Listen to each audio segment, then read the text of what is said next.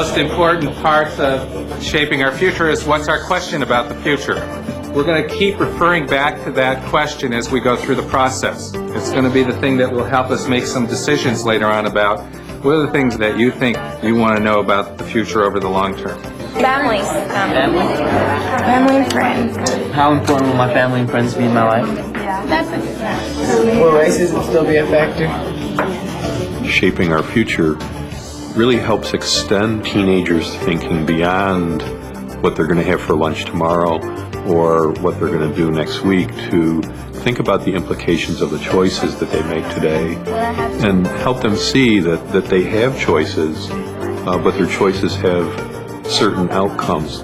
Will there be like a whole new set of jobs, like jobs we know now, they don't even do this no more? Yeah. But before I did this, mostly I just thought about, as far as my future, it's pretty much just my college major. That's probably as far as I went. We started talking about family. Never really thought about a family before. Never thought about past 2005. What about religion? What type of religion will I follow or have? And the main question that we're trying to answer is, what decisions can I make to create a better quality of life for me, my family, and my community in the next 10 years? Now we're identifying driving forces.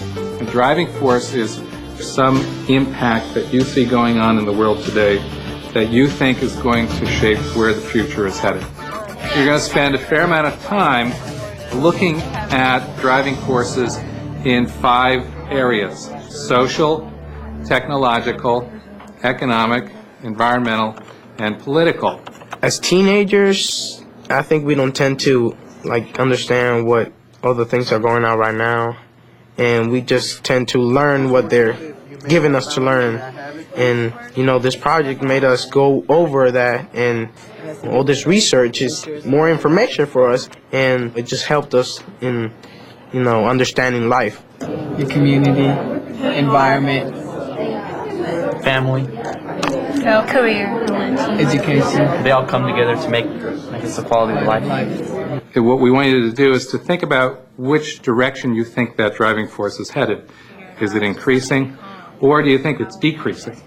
Whatever you see on the news, it is now. Before, I just thought, well, this is just what happened yesterday. But now it's more like, this is what happened yesterday, but how is that going to affect us in the future? The first one we have is religion. I'm glad that I did this because it helped me realize the importance of teamwork. We had a chance to learn about each other. We had an opportunity to take leadership roles and just get out there and show a lot of people that we can do most of the things that adults can do. We're dealing with environmental issues. And what we did was divide it into subcategories. We have pollution, health, global warming, overpopulation, and overuse of resources. Pollution is the big concern right now. What we mean by certain driving forces are driving forces that you think, based on what you know and what you feel, will be true over the next 10 years. Uncertain driving forces are driving forces that you think might change. They might not be true 10 years from now. All right, first one. Increasing difficulty meeting social needs. How many think it's certain? All right, this one's about warfare. I think that this experience has helped me personally, because when I think about other people that did have this experience, they don't think like us, Now we're exposed and we know how to look at things a little bit differently. Give a little thought to these certain and uncertain driving forces, and you pick the top 3 in each group. When you see different people's viewpoints, it tends to change your viewpoint also. I mean, you might have a set mind that, one thing can be only done one way. But once you hear other people's opinions and views, you tend to think about it a little bit, and your views do change. Here's what you came up with in the uncertainties. Top 4. The quality of healthcare was the number 1 uncertainty. Number 2 was global warming. Number 3 is school violence. And number 4 is acceptance of individuality. The next step is to start thinking about what the implications are. And for that, we use the future wheel. On the positive side, if you have more self-confidence, then you're more emotionally stable, and that leads to you think more clearly about everything. As 18-year-olds, they're having to think about the future, and I don't think that's something they traditionally do in the sense that it's this structured, that there are people there who have been trained to help students pull out of themselves what they think the future is. If a decrease in healthcare quality happens, what does that mean for life? There's a decrease in lifespan. We all have ideas, and we all have this. It's not the same future, but where we go is going to be the same place.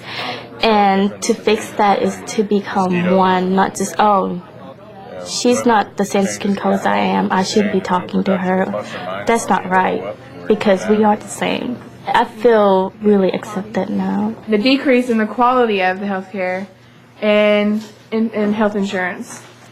And Jennifer's going to tell you about the cost, increasing costs. I've seen a general maturing of the class and beginning to look at life in an adult sense. It's almost like I walked into the room with 23 teenagers yesterday morning, and now I feel like we're dealing with 23 young adults. The negative effect of more independence could be the rebellion against society, like breaking the laws. Today we're going to start to think about what are the two most important uncertainties to you. We'll use our top two uncertainties to define our 4 scenario spaces. I'm not that uncertain about it because I think it's going to go down because there'll probably be a rise in population and there won't be enough Medicare for all the people in the world. We got to run with it and come up with our own ideas and come up basically with the whole project by ourselves. It makes me feel more independent, being able to work on a big project like this and get it accomplished. School violence, we gave it an 8 because we're not certain about how school violence will be in 10 years. I think it's just been an eye-opening experience. If nothing else, they've spent 2 days realizing that they're not just this one little person out here, but that we're all connected. But in 10 years from now, people's viewpoints might change, and people might believe things differently, and so we're very uncertain on how people will be accepted with their individuality. So our top 2 uncertainties that we agreed on were school violence and acceptance of individuality. So that gives us the names of our 2 axes. So we're going to use these 2 axes to define our 4 scenario spaces. When you think about the quality of life, you know what you want and you know what direction you want to go in, and you think about those decisions much more carefully and what kind of decisions you have to make. Any other ideas? What'd you put? We got to write stories on what we would think was going to happen in the future, and just the creativity part of it was something that I think excited many people, and it was just a good way to tie everything that we've been doing together. A prize for freedom. When you see everything written down, you say, hey, you know, this is real. This is my future, you know, this may happen. Okay, just make it easy. Safety first. We also did an article on individualism on the rise again, and it discusses how people are more focused on their career and their lives rather than making a family. I think we do have an opportunity to shape our future. When we think of the bad things that might happen, we can prevent that. And when it comes to good things, we can look forward to it. If you're wanting to do something, you want to make change, you want to bring about change, and you put your mind to it, I think anyone can do anything. Now I feel like I have more power because I get to decide this is what I want to do to change the future. They're going to remember this story, and they're going to remember this experience as something they can point back to and say, oh yeah, you know, we talked about that 20 years ago, and here it is. I look around and I see these things happening in my life.